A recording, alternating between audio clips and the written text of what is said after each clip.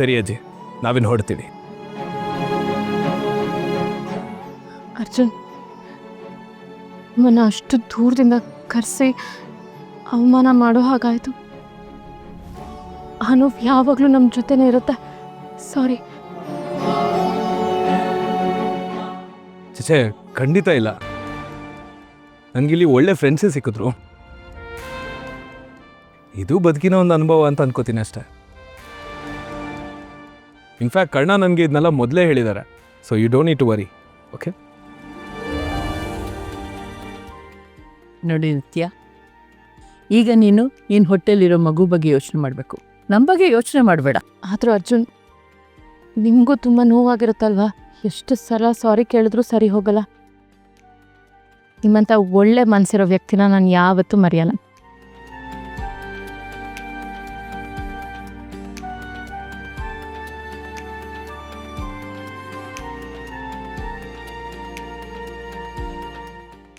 ನೀವು ಅಳಬಾರ್ದು. ಒಳ್ಳೆ ಮನಸ್ಸಿರೋರಿಗೆ ಭಗವಂತ ಜಾಸ್ತಿ ಪರೀಕ್ಷೆ ಕೊಡ್ತಾನಂತೆ. ಅವನು ಕೊಟ್ಟಿರೋ ಎಕ್ಸಾಮಲ್ಲಿ ನಾವೆಲ್ಲರೂ ಪಾಸ್ ಆದ್ವಿ ಅಂದ್ಕೊಂಡು ಖುಷಿಯಾಗಿರೋಣ. ಸರಿ ಅಜ್ಜಿ, ನಾನೇನು ಬರ್ತೀನಿ. ಆಶೀರ್ವಾದ ಮಾಡಿ.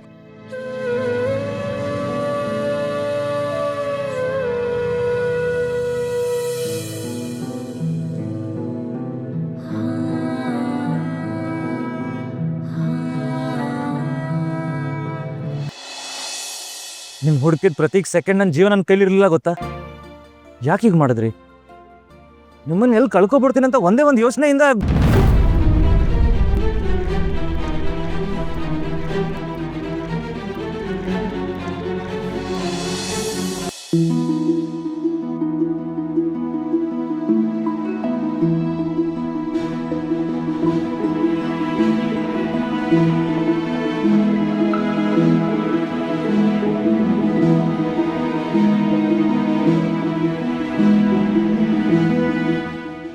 ಸತ್ಯ ಈಗ ಎಲ್ರಿಗೂ ಗೊತ್ತಾಗಿದೆ.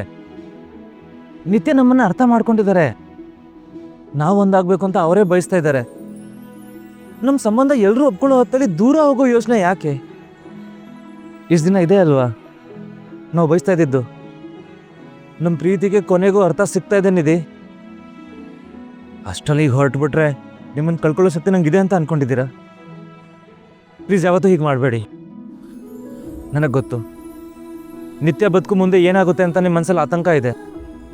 ಅದನ್ನು ಸರಿ ಮಾಡೋ ಜವಾಬ್ದಾರಿ ನಂದು. ಆದರೆ ನೀವು ಜೊತೆಗಿರಬೇಕು. ನೀವೊಬ್ಬರು ಜೊತೆಗಿದ್ರೆ ಎಂಥ ಕಷ್ಟ ಬರಲಿ, ನಾನು ಅದನ್ನು ಸರಿ ಮಾಡ್ತೀನಿ. ದಾರಿ ತೋರಿಸೋ ದೀಪನೇ ಇಲ್ಲದೆ ಕತ್ಲಲ್ಲಿ ಎಲ್ಲಿಗೆ ಅಂತ ಹೋಗಲಿ, ದಿಕ್ ತೋಚಲ್ಲ ರೀ.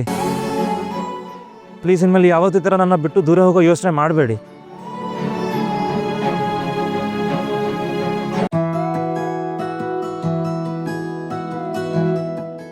ಹೋಗೋಣವಾ?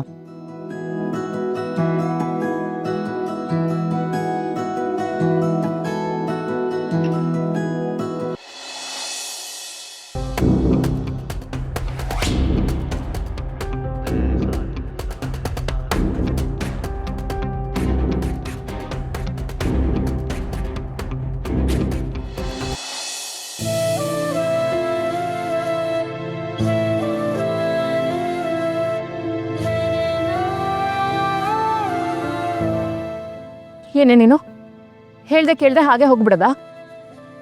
ಹಾಗೆ ಹೋದ್ರೆ ಎಲ್ಲ ಪ್ರಾಬ್ಲಮ್ ಸಾಲ್ವ್ ಆಗುತ್ತೆ ಅಂದ್ಕೊಂಡಿದ್ಯಾ? ನಮ್ಮನ್ನೆಲ್ಲ ಎಷ್ಟು ಹೆದರ್ಸ್ಬಿಟ್ಟೆ ಗೊತ್ತಾ ನಿಧಿ ನೀನು? ಕ್ಷಮಿಸಿ. ಆ ಕ್ಷಣದಲ್ಲಿ ನನಗೇನು ಮಾಡ್ಬೇಕಂತನೇ ಗೊತ್ತಾಗ್ಲಿಲ್ಲ.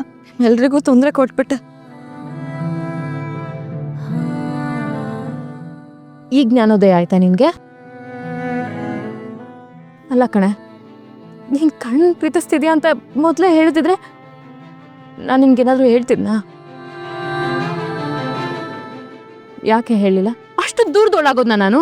ನನ್ನ ಪ್ರೀತಿಗೆ ಅಡ್ಡ ಬರಬಾರ್ದು ಅಂದ್ಕೊಂಡೆ ಅಕ್ಕ.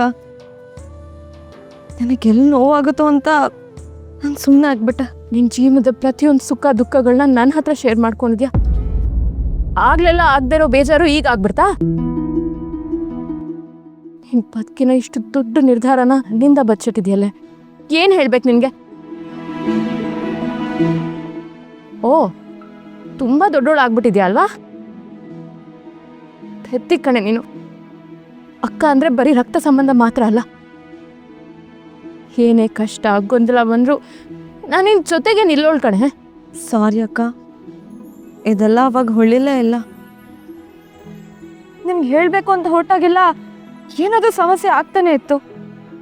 ನನ್ನಿಂದ ತಪ್ಪಾಗಿದೆ, ದಯವಿಟ್ಟು ನನ್ನ ಕ್ಷಮಿಸು. ನಿನ್ನ ಖುಷಿಗಿಂತ ನನಗೆ ದೊಡ್ಡದು ಯಾವುದೂ ಇಲ್ಲ ಕಣ. ಅಲ್ಲ, ಎಷ್ಟು ಬುದ್ಧಿವಂತೆ ನೀನು. ಒಂದೇ ಒಂದು ಕ್ಷಣಕ್ಕೂ ಕರ್ಣ ನನ್ನ ಪ್ರೀತಿಸ್ತಿಲ್ಲ ಅಂತ ನಿನಗೆ ಗೊತ್ತಾಗ್ಲೇ ಇಲ್ವಾ? ಕರ್ಣನ ಪ್ರೀತಿ ನಿನ್ನ ಮೇಲಿದೆ ಅಂದಮೇಲೆ ನಾನು ಅವರು ಒಂದಾಗಕ್ಕೆ ಹೇಗೆ ಸಾಧ್ಯ? ನಿನ್ನ ಜೀವನದ ಆಯ್ಕೆ ನಿನಗೆ ಬಿಟ್ಟಿರೋದು. ಕರ್ಣನ ಪರವಾಗಿ ನೀನು ನಿರ್ಧಾರ ತಗೊಳ್ಳೋದು, ಅವ್ರ ಪ್ರೀತಿನ ನೀನು ದಾನ ಮಾಡೋದು ಸರಿಯಲ್ಲ ನಿಧಿ. ಆ ಹಕ್ಕು ನಿನಗಿಲ್ಲ. ನೀನು ಖುಷಿಯಾಗಿರ್ಬೇಕನ್ನೋದು ಅಷ್ಟೇ ನನ್ನ ಯೋಚನೆ ಆಗಿತ್ತು ಅಕ್ಕ. ಅದಕ್ಕೆ ಏನೇನೋ ನಿರ್ಧಾರ ತಗೊಂಡು ಎಲ್ರಿಗೂ ನೋವು ಮಾಡಿಬಿಟ್ಟೆ. ನೋವು ಮಾಡಿದ್ಯಾ ಅಂದಮೇಲೆ ಅದನ್ನು ನೀನೇ ಸರಿ ಮಾಡಬೇಕಲ್ವಾ? ನಮ್ಮೆಲ್ರಿಗಿಂತ ಜಾಸ್ತಿ ನೋವು ಪಟ್ಟಿದ್ದು, ಇನ್ನು ಪಡ್ಕೋಬೇಕು ಅಂತ ಒದ್ದಾಡಿದ್ದು ಕರ್ಣ. ಮದುವೆ ಆದಮೇಲೆ ಎಷ್ಟು ಸತಿ ಬೇಕಾದರೂ ಅವ್ರ ಹತ್ರ ಸಾರಿ ಕೇಳ್ಕೊ. ಬನ್ನಿ.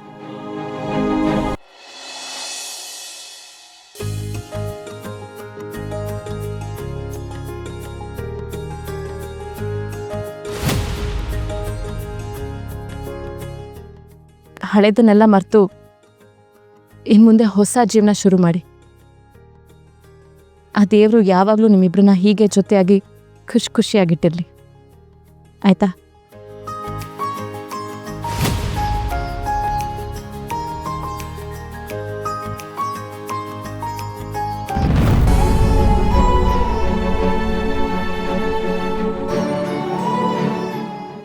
ಶಾಂತಿ ಬೇಬಿ, ನಿನಗೆ ತುಂಬ ನೋವು ಕೊಟ್ಬಿಟ್ಟೆ. ನನ್ನನ್ನು ಕ್ಷಮಿಸ್ತೀಯ ಅಲ್ವಾ? ಏ ಮೋಡ್ಚಿಡೆ, ಇನ್ನೂ ಎಷ್ಟೊತ್ತು ಅಂತ ಮಕ್ಕ ಊದಿಸ್ಕೊಂಡಿರ್ತೀಯ? ಹೀಗೆ ಆಟ ಮಾಡಿದ್ರೆ ಏನೇ ಚೆನ್ನಾಗಿರುತ್ತೆ? ಮಕ್ಕಳು ಜೀವನ ಪೂರ್ತಿ ಕೊರಗ್ತಾ ಇರ್ಬೇಕಾ ಅಥವಾ ಖುಷಿಯಾಗಿರ್ಬೇಕಾ? ನೋಡು, ಬೇಗ ಡಿಸೈಡ್ ಮಾಡಿ ಹೇಳ್ಬಿಡು. ನಿತ್ಯ, ನಿಧಿ, ನೀವಿಬ್ರು ನನಗೆ 2 ಕಣ್ಣುಗಳಿದ್ದ ಹಾಗೆ ಕಂಡ್ರೆ. ನಿಮ್ಮ ಬದುಕು ನೆಮ್ಮದಿಯಾಗಿರ್ಬೇಕು ಅಂತಾನೆ ನಾನಿಷ್ಟು ವರ್ಷ ಕಷ್ಟಪಟ್ಟಿದ್ದು.